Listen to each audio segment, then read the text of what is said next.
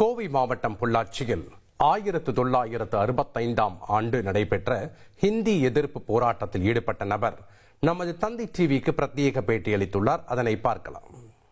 1965 ஜனவரி 26ஆம் நாள் தமிழகம் எங்கும் இந்தி எதிர்ப்பு ஊர்வலங்கள் கலர்ந்தெழுந்தன.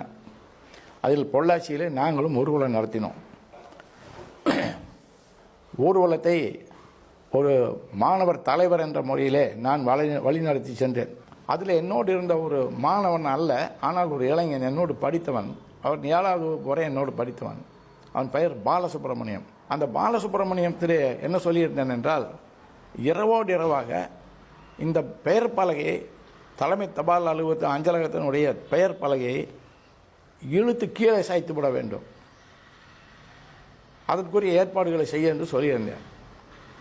எப்படி என்றால், 2 கயிறுகள் கொண்டு வந்து பெரிய கொக்கிகளை போட்டு, வடக்கயிறுகளை போட்டு இரவோடு இரவாக அந்த பலகையை இழுத்து கீழே போட்டு விட்டு அழிப்பது, அந்த எழுத்துக்களை அழிப்பது, இந்திய எழுத்துக்களை அழிப்பது என்பது எங்களுடைய திட்டம். அந்த பாலன் என்ன செய்திருக்கிறான் என்று சொன்னால், எங்களையெல்லாம் எதிர்பாராமல் இன்னும் சில மாணவர்களை கூட்டிக் கொண்டு அவன் அந்த அஞ்சலகத்துக்கு முன்னால் போய்விட்டான், கையில் தார் சட்டியோடு. அதில் ஒரு மாணவன் நான் அதை அழிக்கிறேன் என்று சொல்ல, இவன் தார் சட்டியை கையில் பிடித்து கொண்டு அவனை மேலே ஏற்றி விட்டுருக்கான். கொஞ்சம் போர்டு வந்து அந்த அஞ்சலகத்தினுடைய பெயர் பலகை உயரத்திலே இருக்கும், ஒரு 2 ஆள் உயரத்திலே இருக்கும். அப்போ அந்த பையன் மேலே ஏறி நின்று அந்த எழுத்துக்களை அழிக்கிறான். இந்த பாலசுப்ரமணியம் கையில் இருக்கிற தார் சட்டியை தூக்கி பிடித்து கொண்டிருக்கிறான். அப்பொழுது வந்த காவல்துறை, இறங்கு, இல்லை என்றால் சுட்டு விடுவேன் என்று சொல்ல, அந்த பையன் என்ன சொல்லியிருக்கிறான், எங்கே சுடு பார்க்கலாம் என்று மாறை திறந்து காட்டியிருக்கிறான். சுடவும் அந்த பையன் அங்கேருந்து கீழே விழுந்து விட்டான். அவன் கீழே விழுந்தவும் பாலுவுக்கு அப்பொழுதுதான் உரைத்திருக்கிறது, ஓ அபாயம் வந்து விட்டது என்று. அவன் தார் சட்டியை போட்டுவிட்டு ஓடி இருக்கிறான். ஓடும் பொழுது போலீஸ் சுடவும் காலை பார்த்து சுட்டிருக்கார்கள். அவனுடைய குதிங்காலில் அந்த குண்டு பாய்ந்து வெளியே போய்விட்டது. தாலுகா அலுவலகத்தின் முன்னாலே கிடந்த மண்ணிலே பாலு விழுந்து விட்டான். உயிரற்ற பணம் போல் கிடக்கிறான். பிறகு அந்த இராணுவம் வந்ததும், மதுக்கரையிலிருந்து இராணுவம் வருகிறது. அவர்கள் வந்து இந்த மிஷின் கன்னை, அதாவது எந்திர துப்பாக்கியை லாரியின் பின்பக்கம் மாட்டியிருக்கிறார்கள். மாட்டிக்கொண்டு உள்ளே இருந்து சுட்டு கொண்டே வருகிறார்கள்.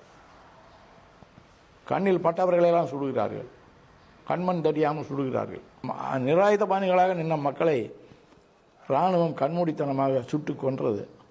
சொல்லப்படாத ஒரு விஷயம் இதுக்குள்ளே இருக்கிறது. அதை நான் இந்த உங்கள் தந்தி தொலைக்காட்சி வாயிலாக நான் வெளிப்படுத்த விரும்புகிறேன். அது என்னுடைய பதிவுகளில் கூட எழுதுகிற போது என்னுடைய நூலிலே வெளிவரும். ஆனால் இந்த தொலைக்காட்சியிலே நான் குறிப்பிட வேண்டும். இந்த இராணுவம் வருவதற்கு முன்னால் துப்பாக்கி சூடு நடத்த இங்கே இருந்த டிஎஸ்பி சாமிநாத மோலியார் அனுமதி கேட்கிறார் இங்கே இருந்த சப் கலெக்டரிடம். அப்பொழுது சப் கலெக்டராக இருந்தவர் ஒரு பயிற்சி கலெக்டர், இளைஞர், ரங்கமணி என்று பெயர். அவர் இத்தனைக்கும் பிராமண வகுப்பை சேர்ந்தவர். இங்கே நடக்கிற அநீதிகளை எல்லாம் பார்த்துவிட்டு அவர் துப்பாக்கி சூடு, பொதுமக்கள் மேல் துப்பாக்கி சூடு நடத்த வேண்டிய அவசியம் இல்லை, அதனால் நான் அனுமதி கொடுக்க மாட்டேன் என்று அவர் மறுக்கிறார். அவருடைய மறுப்பை பொருட்படுத்தாத டிஎஸ்பி சாமிநாத மோலியார் தான் பக்தவத்சலத்தினுடைய நெருங்கிய உறவினர் என்கிற ஒரு ஆணவத்தில் அந்த ஆணையை தானே பிறப்பிக்கிறார்.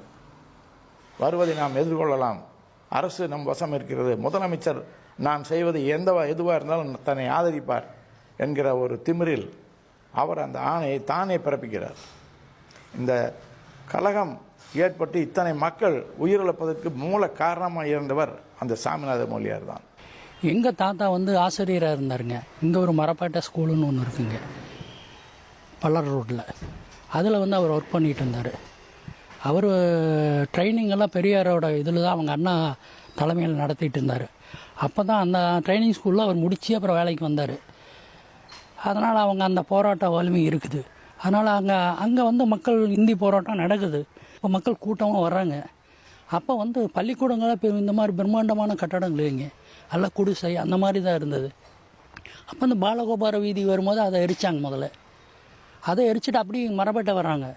மரப்பாட்டை வந்து அதை எரிக்க முயற்சி பண்ணுறாங்க. அப்போ அங்கேருந்து எங்கள் தாத்தா அவரும் ஆசிரியராக தான் இருந்தார், பக்கத்துலேயே தான் வீடு அவருக்கு. அதனால் அவர் என்ன பண்ணுறாருன்னா, அங்கே இருக்கிற மக்கள் அவங்க சொந்த பந்தம் எல்லாம் அப்புறம் எல்லாம் இருக்கிற மக்களை திரட்டி வந்து அவர் போராட்டம் தடுக்கிறாரு, அவங்கள தடுத்து நிறுத்திடுறாரு. அப்புறம் அதுக்குள்ளே தகவல் இராணுவத்துக்கு தெரிஞ்சு இராணுவம் வந்துடுது. அப்போ அந்த வந்து தடுத்துட்றாங்க, அந்த நிலையை கிடைச்சாங்க. அதுக்கப்புறம் போராட்டம் வேகமாக போகுது.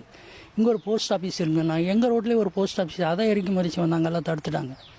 அதே போல் அங்கே ஒரு போஸ்ட் ஆஃபீஸ் கடைவீதிக்குள்ளே.